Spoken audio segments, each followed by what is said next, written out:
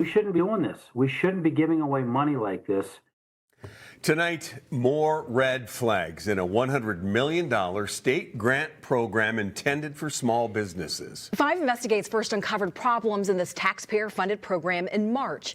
And our Ryan Raish isn't done. Ryan, what did you find this time? Yeah, guys, we are talking about the Minnesota Promise Act, and every time we dig in, we find something new.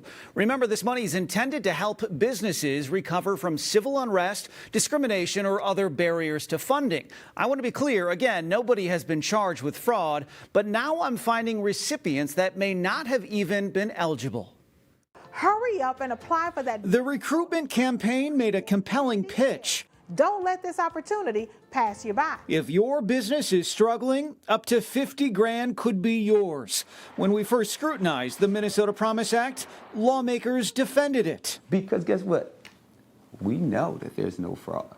One of the most basic rules to qualify for a promise grant: prove your business operates in one of these shaded neighborhoods. Like here on Lake Street. And it makes sense. This is one of the hardest hit neighborhoods during the 2020 protests and riots. But Bloomington?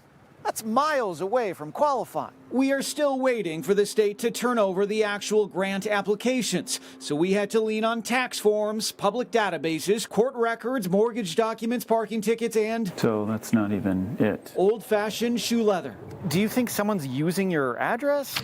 So let's start with Paradise Assisted Living, located in Bloomington. State records show the business is operating 10 miles outside an eligible neighborhood since at least early 2022. So we've been asking, how did they qualify for a $21,000 grant?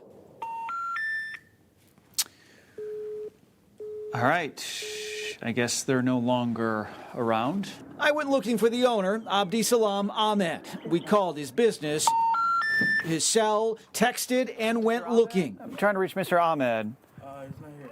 I'm with Channel 5 KSTP. Can we? And no luck at his home he recently built in Lakeville either. We just wanted to talk to him about with the assisted living and the Minnesota Promise Grant. I don't think he's a public speaking person, so I'm sorry, but he's not here right now. Okay. So far, no response from Ahmed, which was a common theme.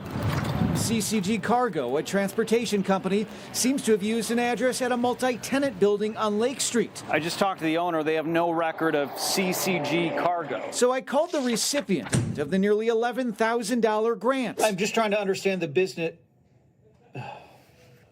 He hung up. Another transportation company, MS Caddy, received more than 16 grand, but hasn't been registered with the state in years. DOT records show the carrier is out of service. It's been out of service since 2021 for failing to pay a safety-related fine. How did that happen? Governor Walz ought to say stop for a minute. Stop any more going out. We have to check into what's going on.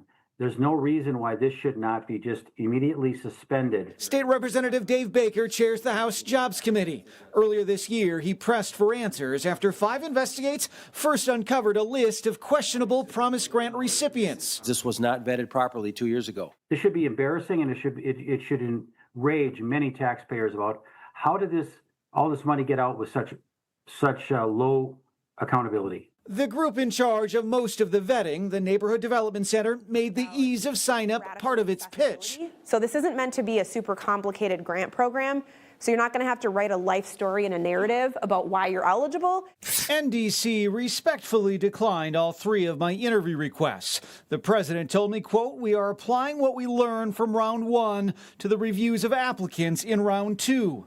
DEED, the state agency providing the oversight, has ignored my interview requests, so I approached the commissioner at a recent event." Can we grab you for 2 minutes, Commissioner? I got to go through my team first. All right, because we've been waiting for several weeks just for some answers on these red flags that we've been finding. Later that day, no answers to our weeks-old questions about how those businesses qualified, but a statement. DEED takes program integrity very seriously, and we are fully working with our grantee, the Neighborhood Development Center, on reviewing information about the 4 entities you noted. And just in the last hour, Deed sent over a news statement reaffirming they are taking my questions seriously, and if they find any misuse of funds, they will take immediate action to recover them.